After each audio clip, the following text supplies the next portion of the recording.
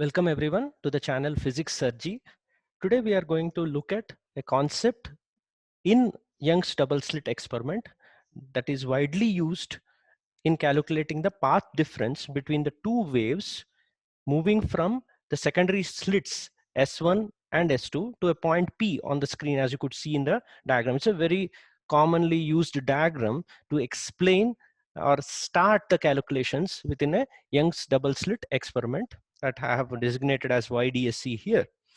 Okay, so and we are taught throughout our 11th class and 12th class coaching that the value of this path difference is small d sine theta, where the value of small d is the distance between the slits. So why is that small d sine theta correct? That's the first question that we'll try to answer. And what is the theta inside that d sine theta? So these are the two issues that we'll try to resolve. One very important thing that we should understand under this condition is that the capital D, which is the distance between the slits and the screen, capital D, is always very large compared to small d in a YDSC.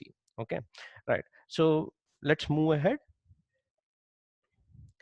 I have divided this discussion into two types of angles that we will be looking at for the point P on the screen. So let me mark that point P.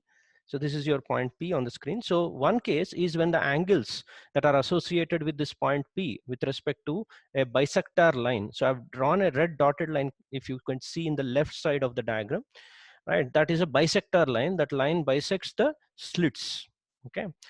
And all the angles are measured with respect to that particular dotted line. So these angles are substantial. So I mean large in a sense that there are like 30 degrees, 35, 40, 50, 60 degrees, those kind of angles we are looking at. So that is one case. The second case that I would look at separately is the small angle case, where the angles are very close to 0, or the points that we are looking at, point P, would be very close to the O point. O is the central maximum. So in this small angle situation, we would be able to use some approximation. So we'll look at these two separately. So let's start with the large angle idea. In the context of the large angle, since capital D is very large compared to small d, that is this particular distance that we are looking at, right? This particular distance is very large. Capital D is very large compared to small d, right? We can almost visualize that a person standing here and a person standing here, if they are looking at these railway tracks kind of, so imagine these green lights that are going to meet at this particular point P are like railway tracks. So a person standing here cannot see the point P because it's very far away. That's what capital D is very large means. So in such a scenario, you could easily assume that these two green lines are parallel to each other, nearly parallel to each other, right? Which in essence geometrically means that the angles that these three lines, so two are the light waves, you could see the green lines are the actual light waves reaching P. The red line that I have drawn is just a reference line. It's a line drawn from the midpoint of the two slits. Okay, so why is that an important one? We'll reveal it as we move along. Okay, so those angles that I look at in this geometry are theta 1, theta 2, and theta. Okay, so these three angles are almost equal to each other. It's almost like you could say that if the red colored theta is 30 degrees, then this theta 2 would be slightly more than 30 degrees. Maybe I can make it 30.01 degrees. And theta 1, which is at the top, is slightly lesser angle. So maybe like I could call it as 29.98 or 99 degrees. Okay, so those kind of angles, you could almost say that they are almost equal to 30 degrees. So that's the reason why you could take this kind of an assumption in large angle case. What does that assumption do to our triangle there? Okay, so I'll just borrow that green colored triangle that I have here into a diagram here. Okay, so if a person standing here and here believe that these two are parallel tracks, then the extra path traveled by S2 to P can be considered by drawing a or dropping a perpendicular from S1 to this line, from S1 to this line. This is what we are taught most of the times. Okay, so that's what I did in this diagram. So in the large angle case, since all the three angles are almost equal to each other, it won't bother me once I drop a perpendicular here. Can you see this theta 2, which is nearly theta, right, can be marked here. So the path difference now becomes this extra distance, because once you drop the perpendicular here, you could assume that these two are almost the same length, and this is the extra length that S2 travels. And there is a simple right angle triangle with a distance small d here and a theta, which makes this extra path difference d sine theta. Okay, so all is good up till this point under the large angle consideration. So let's move on to the small angle situations. I think my assumption that all three angles are equal will completely fail in this situation. So I have to come up with something other than that idea. Okay, so maybe I cannot actually draw a perpendicular and claim in this small angle situation that the value of the path difference is d sine theta. Okay, so that is what usually some textbooks do, which is incorrect. Okay, even though it works out to be fortunately right in some numerical questions, but that's not the way we should be doing it. Okay, so dropping a perpendicular from here to this particular point and trying to claim that the extra distance is the path difference is only correct if these two green lines are parallel enough, and I don't think they are parallel enough in the situation of small angles. I'll give you a simple idea. Okay, right? So if theta 2 is, let's say, 1 degree, and theta is, let's say, 0.6 degrees, and theta 1 is, let's say, 0.1 degree. Okay, right? Then you cannot say theta 1, which is 0.1 degrees, and theta 2, which is 1 degree, right? 10 times the angle, right? Even though all three are small angles, you can't say they are equal, unlike the large angle case where you saw the difference. So the percentage change from theta 2 to theta 1 here would be very large. Percentage change. I hope you understood what I'm trying to talk about. So difference between theta 2 and theta 1 here makes a complete difference. So how do you go about the business now? So the logic here is you'll try to calculate the difference between the two green lengths. So that's what the path difference means, right? So this green length S2 in P minus S1P, that I have to find out. You could see that there is a right angle triangle for each of these theta 1, theta, and theta 2.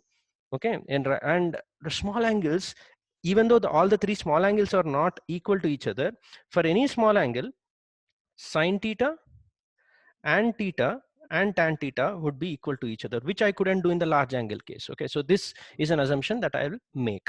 So under that scenario, I'll quickly be able to write the value of theta 1 is equal to y1 by d. Can you see that carefully there? Y1 by capital D. And theta 2 would be equal to y2 divided by d. I'm just writing tan theta is theta. Okay, so y2 divided by capital D, and theta would simply be equal to value of y by capital D. Okay, so that is the advantage of small angles, and not that they are all equal. Okay, so which means the value of this y, what is y? Y is the actual linear position of the point P with respect to O. See, we usually write everything in terms of y, which is the midpoint line and not the y1 or y2. So you could carefully observe that the subtraction of y and y1 is a small d by 2, and y2 and y is also small d by 2. You could see this is half the slit distance. Okay, so that is something that I can borrow into the equation. So small d by 2, the value of d by 2 is equal to not just y minus y1, but also y2 minus y. So this is one equation that I would be able to use. Okay, so which means the value of 2y in small angle cases, value of 2y is equal to y1 plus y2. And since I could use this theta language, so you could see this theta language borrowed into this now would yield value of theta is therefore equal to theta 1 plus theta 2 by 2, a very important relation in small angle conditions. Okay, right. Now let's see what the path difference is. The value of path difference in the green color. Okay, right. So the path difference is nothing but the difference between the lengths of these two green lines. And can you see, if this is capital D and this is theta 1, this hypotenuse of the triangle is d secant theta 1. Okay, so it would be the difference of capital D secant theta 2 and secant theta 1. Okay, right. And not only the condition for small angle yields this, but also value of cos theta under small angles would be 1 minus theta square by 2. You can convert it into sine and half angles and quickly realize this. And therefore secant theta, using binomial approximation, it would be 1 by 1 plus a small value is like power -1 and all that. So you would be able to write this as 1 plus theta square by 2. So these are the small angle assumptions that I would substitute here. So what would that red colored yield? Capital D of theta 2 square minus theta 1 square divided by 2. See, I'm just borrowing this small angle assumption here. And then a simple capital D into two parts. Okay, so there is a square minus b square, so a minus b into a plus b. So I'll put theta 2 plus theta 1 by 2 separately so that I can use this relation here, and I would put theta 2 minus theta 1 separately. Okay, so let's see what is theta 2 minus theta 1. Theta 2 minus theta 1, you could see, is the subtraction of these two, okay, right, which is y2 minus y1 divided by d. So let's understand what is y2 minus y1. Can you see this big yellow y2 and the small yellow y1? When you subtract, you'll get 2 times this distance, which is nothing but small d. You have a small d at this particular place, okay, right? So which is what you'll end up having. So capital D as it is, and for this part of the assumption, I'll substitute this theta. So this would be theta. And the third one, which is theta 2 minus theta 1, carefully observe at the top, theta 2 minus theta 1 was y2 minus y1 divided by capital D. Okay, so I'll just write it so that we don't lose track of what I said. I'll write it in 2 steps. And what is y2 minus y1? We saw it was nothing but d itself. So this would be a simple d into theta. Okay, so that's the reason why d sine theta works out even here. But it's very important. What is the theta?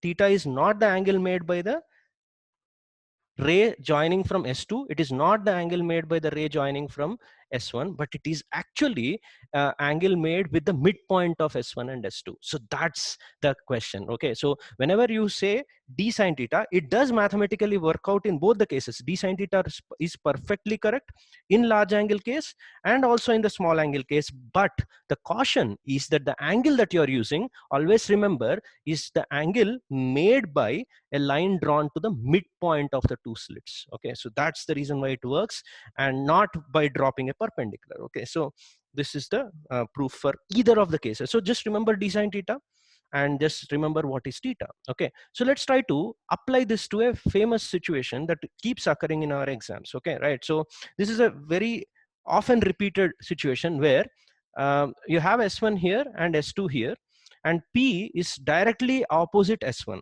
Okay, so this is S1 and this is S2, and P point is the directly opposite point. Can you see now the green line, the S1 to P is exactly flat line.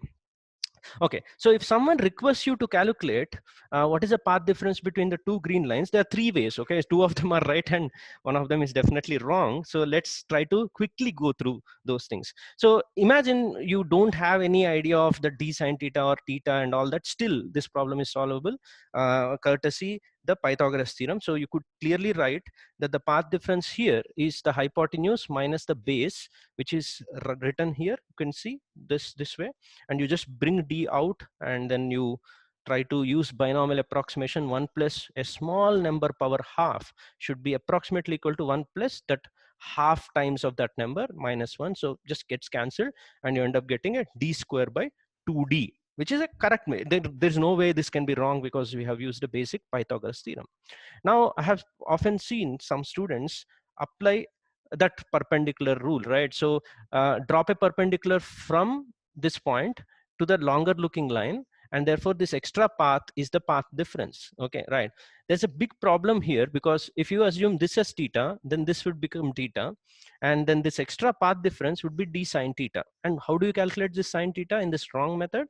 You take this entire right angle triangle, and the sine theta, because it's a small angle, would be d by d, and then you'll get d square by d, exactly double the answer. Okay, I think by now you should have noted the mistake that was done. So d sine theta formula would work if you take correct theta. You could see I have taken the theta of a line with respect to S2, okay, and that is not what we developed in the previous page. So this is the caution. That's why it comes out to be wrong. You chose wrong theta. Okay, so let me write it down. This is wrong because we chose wrong theta. So how do you do that? If you don't want to use Pythagoras theorem and choose correct theta, theta is to be chosen not by the green lines, but a red colored reference line drawn to the midpoint of the two slits. Okay, so midpoint of the two slits, and you could clearly realize that if this were theta and this is 0, this should be theta by 2. And then correct value of theta under this, if this is theta by 2, then would have been d sine of that angle. And since it is small, it would be theta by 2, and then you end up getting d square by 2d. So this is the best way of solving the d sine theta dilemma. Okay, so I hope after this video you would never go wrong in estimating the path difference in YDSC. And if you would like to test your understanding of this particular concept, I have also given or created a question on this concept, which often students go wrong with. So I have put the link in the description of that problem. Please give it a try. Right. And thanks for listening, and see you again in the next video.